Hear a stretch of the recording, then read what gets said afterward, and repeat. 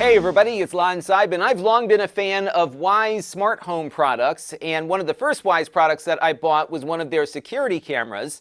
And this week they just released 3 new devices, including the PanCam version 3 here, along with their next generation security camera that they're calling the OG. Now, like prior Wyze cameras, these are not very expensive, and they do deliver a good amount of functionality. However, in the past, you didn't need to spend any money on a subscription fee to get the full feature set. You would get cloud storage, notifications, all the things that you would expect out of a decent security camera you got for no additional charge. But that is all changing with these new cameras. So if you were somebody who was using Wyze cameras and expecting to get the same functionality without a fee on the new ones, there's some changes taking place here, and I wanted to do this video first before we did the reviews of these cameras so that you know going in what you're going to be able to do and what you're going to have to pay extra for on these new models. Now, to be clear going into this, if you have existing Wyze cameras, nothing is changing for you here. It's only if you buy a new one. And what we're going to do here in this video is show you side by side what it's like to own a new camera versus an old one when you're not paying the subscription fee. Now, before we get into this, I do want to let you know, in the interest of full disclosure, that Wyze did send these cameras to the channel free of charge for review, which we will be doing in the coming days here. All of the opinions you're about to hear are my own. They are not paying for this review, nor has anyone reviewed or approved what you're about to see before it was uploaded. So let's get into it now and see what this new Wyze camera is going to deliver and what it won't. Now, I thought the simplest way to demo this would be to look at the original PanCam here that I've been using for many years down in the studio and compare it to what you get out of the new version 3 camera. Now, I will say, and you'll see this in the review, the version 3 camera is dramatically improved over the old one, yet the price is still pretty reasonable. But I think they're factoring now some additional revenue from subscriptions to offset perhaps some margin loss on the new higher quality hardware. So if we jump into the app here, you'll see that I've got 4 events that took place in my studio here, one from each camera. Now, if I click on what my original camera came up with, you can see that it got a person detection here, and I can play back the video here from the cloud just by selecting the clip. So that's good. But the new camera, because I don't have a subscription, does not do that. So it also picked up a motion event at the same time, but all I get now is a picture. And this is why having the SD card installed on the camera, on this one it is installed under this gasket here, because if you're not paying for the subscription, you are not going to have a recording to review at all, because unless you're paying, it's not going to send the video clip up to the cloud. Now, I can do a playback here because I have the card installed, but there's an extra step. So if I jump into that office camera notification, I get my still image here. If I click on play, I am basically teased here to get the Cam Plus subscription to play it back. But what I can do is click on the SD card icon here at the bottom of the screen. And what this will do is bring me over to the SD card interface. And what it will do is then fast forward to that moment in time and play it back. Now, this is coming off of the card that's installed on the camera, not from the cloud. So you're able to get this footage without paying, but there's an extra step here involved in getting it. Now, like the prior camera, you can have it only record events to the SD card, or you can have it record continuously.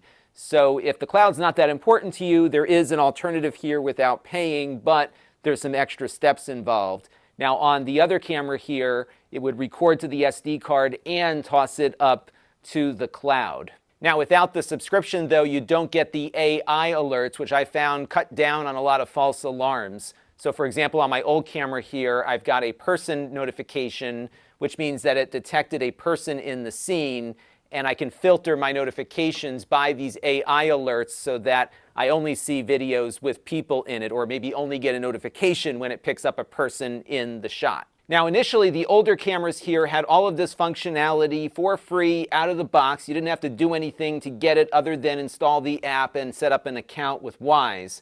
But during the pandemic period, they did ask customers to subscribe to something called Plus Lite, which was, or is, a name your own price subscription plan to retain the functionality. So if you felt it in your heart to help the company out, they asked that maybe you kick them a few bucks to cover the finances of storing all of this massive amount of data that these cameras were generating. But you did have the option here to continue using the camera for free just by naming a price of $0. And you did have to go through this step to retain that camera's functionality, but again, you didn't have to pay anything for it.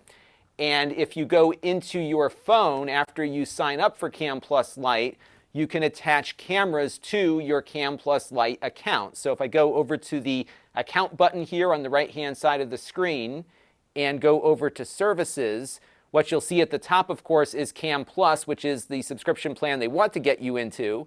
But you'll find Cam Plus Lite here on the list, and you can add cameras that are eligible to Cam Plus Lite. And if you don't want to pay anything, you can just put in a price of $0 and add as many cameras that are eligible as you want and retain the original functionality. However, the new cameras here are not eligible for Cam Plus Lite. So if I go back to my app here and try to add cameras, you'll see that I have no available cameras for Cam Plus Lite because the new ones are not part of that. And you're going to need to subscribe to the Cam Plus service in order to get the functionality that you used to get for free. So what does a Cam Plus subscription cost? Well, it depends on how many cameras you're enrolling and how you subscribe and for how long. My advice would be to subscribe annually if you plan on using the cameras for a while, because that will get you a bit of a discount.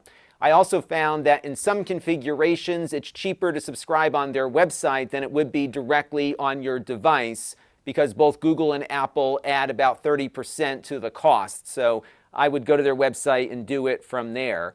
Now, if you have a lot of cameras, going on a per camera basis might rack up a pretty good fee. So they do have an unlimited plan that you can subscribe to for $99 a year, and you can have as many cameras in your house as you want for that one price. And you do get some features beyond what you would normally get for free on the basic plan or the Cam Plus Lite plan on the older cameras. So you do get unlimited length of recordings on the cloud, you get package detection, vehicle and pet detection, a web view, and a few other things as well. So the subscription plan does offer quite a bit, but just remember that you're not going to get the same amount of stuff for free on the new cameras that you could on the old one. Now, another thing missing from the new cameras is their RTSP feature. And what this let you do was take your camera's video output and send it over to another security system on your network. And we did a whole video setting that up, I believe, with a Synology system a couple of years ago. And what was nice was that they integrated this RTSP feature into the Wyze firmware. So you kind of got the best of both worlds. You were able to go to their cloud services with the app, but also send it to something recording on your local network in addition to the SD card. And it was pretty crazy. They packed all of that in to these very low-powered pieces of hardware. Unfortunately, again, this is not something you're going to be able to do on the new hardware. If you go to their RTSP page, you can't even download the RTSP firmware any longer. And they're basically saying now they're not going to continue supporting this feature on their cameras. I'm sure you could probably find similar cameras from overseas and get them going that way, but it was nice to have this as part of the official product. Now, it still works on my old camera. So if we jump back here to the app, you can see that I have the RTSP option here on my pan cam that I set up a while ago. But again, the new camera here doesn't have that option. Now, to be fair, Wyze is not hiding this fact from consumers. If you go and look at their OG Cam marketing page here, you can see what you get with the SD card and what you need to pay the subscription fee for.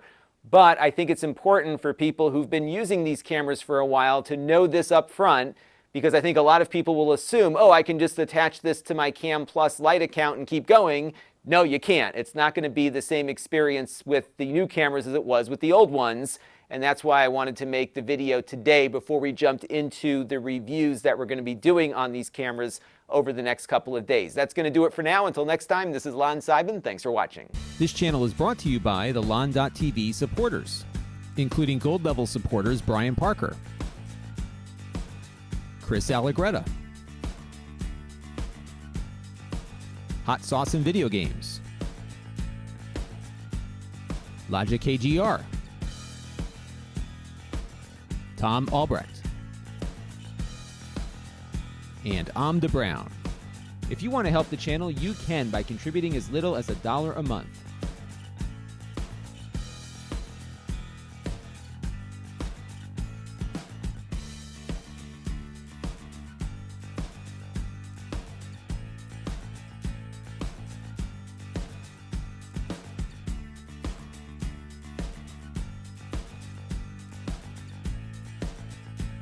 Head over to Lon.TV/support to learn more.